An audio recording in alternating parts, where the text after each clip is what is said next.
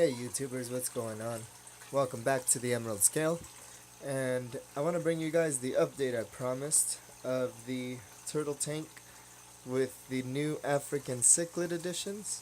So, I know I talk bleh. I know I talked to you guys really quick and showed you the project with these rocks that I was doing, and it's now finished, completely cured. I waited a couple days on each piece and gave it extra time just to make sure nothing leached. And it's been, this is going on the third day with these little caves in here. Um, and it's been surprisingly successful.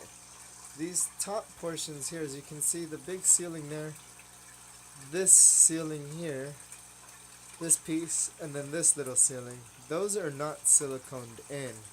They're kind of just stacked in place.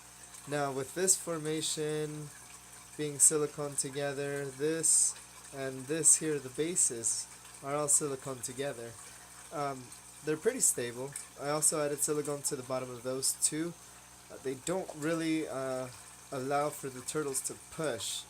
I've had Yggdrasil come through this cave here, and he doesn't really fit, but he forces his way through, and he has not been successful in toppling the ceiling or moving either piece over.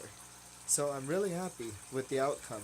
The structures are holding quite nicely against him, and keep in mind he is a full-grown razorback musk male, and he's quite healthy.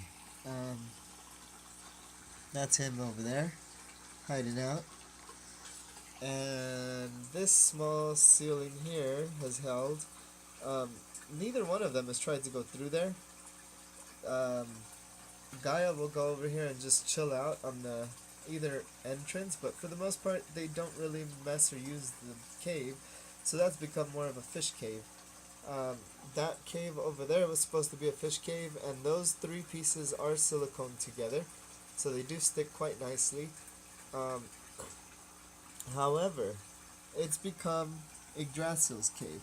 What he does is he goes and he lodges his front half of his body in there. He doesn't really lodge.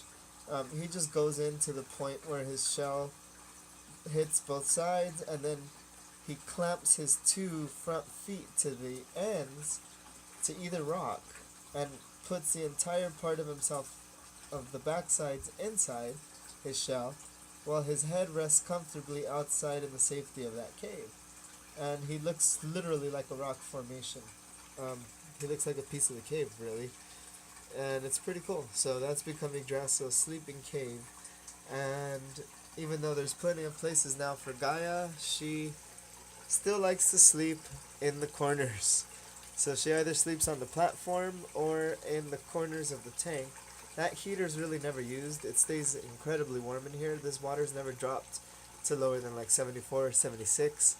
I know 72 is the low range for cichlids, so these guys are pretty well kept.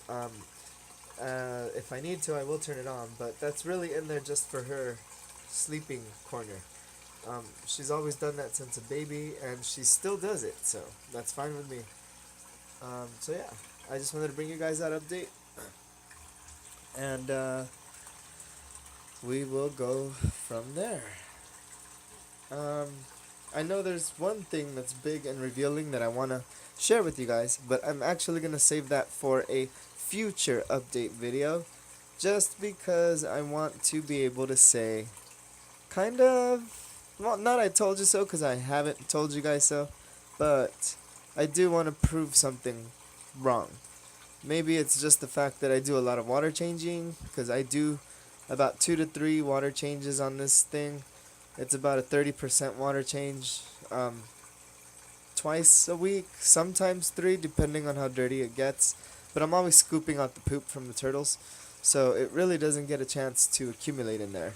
If there is, it's just fish detritus, and the filter usually scoops that up in time. So with that, guys, thanks for tuning in. Bring you more updates soon. Oh yeah, and I added a Kenyi, if you guys didn't already notice. There is a Kenyi Mbuna in there. So I have 3 Mbuna and I have 1 peacock. Now I'll talk about all of them in another video. See you guys later.